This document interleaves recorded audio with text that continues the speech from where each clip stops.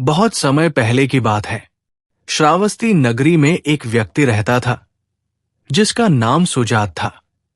वो दिन रात मेहनत करता, लेकिन फिर भी उसकी आर्थिक स्थिति खराब ही रहती। कभी कभी तो उसे एक समय का भोजन भी बड़ी मुश्किल से मिलता। अगर आप पहली बार इस चैनल पर आए हैं और ऐसी कहानियां पसंद करते हैं तो प्लीज सब्सक्राइब करें। एक दिन जब उसकी स्थिति बहुत खराब हो गई तो उसने सोचा, ये कैसा अन्याय है। मैं इतनी मेहनत करता हूं, फिर भी मेरे पास धन नहीं ठहरता और कुछ लोग बिना मेहनत के भी समृद्ध हैं। इस प्रश्न का उत्तर खोजने के लिए वो बुद्ध भगवान के पास पहुंचा। बुद्ध उस समय जेतवन विहार में अपने शिष्यों को उपदेश दे रहे थे। सुजात ने श्रद्धापूर्वक प्रणाम किया और बोला, भगवान, मैं ईमानदारी से परिश्रम करता हूं, फिर भी मेरे पास धन नहीं आता। ऐसा क्यों? सुजात, पहले तुम मुझे बताओ, अगर तुम्हें कल बहुत सारा धन मिल जाए तो तुम क्या करोगे? भगवान, मैं अच्छा घर बनवाऊंगा, सुंदर वस्त्र खरीदूंगा, स्वादिष्ट भोजन करूंगा और सुखी जीवन जीऊंगा। अगर अचानक तुम्हें इस धन को खोना पड़े तो क्या तुम दुखी नहीं होगे? निश्चित रूप से मैं बहुत दुखी हो जाऊंगा। तो फिर तुम धन के पीछे क्यों भाग रहे हो? ये तो दुख का कारण है। ये सुनकर सुजात भ्रमित हो गया। वो सोचने लगा, अगर धन दुख का कारण है तो फिर कुछ लोग इसे पाकर खुश क्यों होते हैं? धन स्वयं न अच्छा है न बुरा। असली प्रश्न यह है कि तुम धन को किस मानसिकता से देखते हो और कैसे उपयोग करते हो। धन एक नदी के जल की तरह है। यदि तुम इसे सही दिशा में बहाओगे तो ये तुम्हारे जीवन को हरा भरा कर देगा। लेकिन यदि तुम इसे केवल अपने सुख के लिए संग्रह करोगे तो ये शीघ्र ही सूख जाएगा। बहुत समय पहले एक व्यापारी था जिसे अपार संपत्ति मिली, लेकिन वो धन को केवल अपने लिए बचाकर रखता था। न तो वो किसी की मदद करता, न कोई दान देता, न किसी अच्छे कार्य में निवेश करता।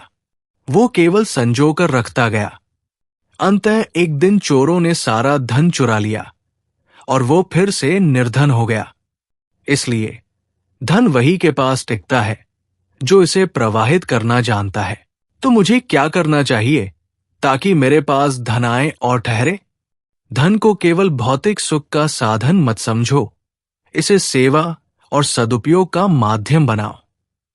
जो व्यक्ति धन को समाज की भलाई में लगाता है, उसके पास धन स्थायी रूप से बना रहता है। अधर्म से अर्जित धन क्षणिक होता है, लेकिन धर्मपूर्वक कमाया गया धन पीढ़ियों तक फलता फूलता है। केवल संग्रह मत करो, बल्कि उसे सही जगह लगाओ, शिक्षा, व्यापार, सेवा और नवाचार में। जो व्यक्ति धन के प्रति कृतज्ञ रहता है, वो उसे और अधिक आकर्षित करता है। सुजात ने बुद्ध की शिक्षा को अपने जीवन में अपनाया।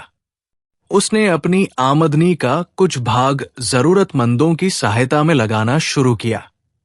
उसने नया व्यापार शुरू किया जिसमें वह अपने ग्राहकों के साथ ईमानदारी से व्यवहार करता। धीरे धीरे उसकी समृद्धि बढ़ने लगी। कुछ वर्षों बाद वो न केवल धनी बना, बल्कि समाज में सम्मानित व्यक्ति भी हो गया। उसने फिर से बुद्ध के पास जाकर कहा, भगवान, अब मुझे समझ में आ गया कि धन एक ऊर्जा है जो प्रवाहित होती रहनी चाहिए। अब धन मेरे पास आता भी है और ठहरता भी है। जो धन को बांटने और सही दिशा में प्रवाहित करने की कला सीख जाता है, वही सच्चे अर्थों में धनवान होता है। धन को सही मानसिकता से देखो, ये दुख का कारण नहीं, बल्कि अवसर है। धन को केवल अपने लिए मत रखो, इसे सेवा और विकास में लगाओ।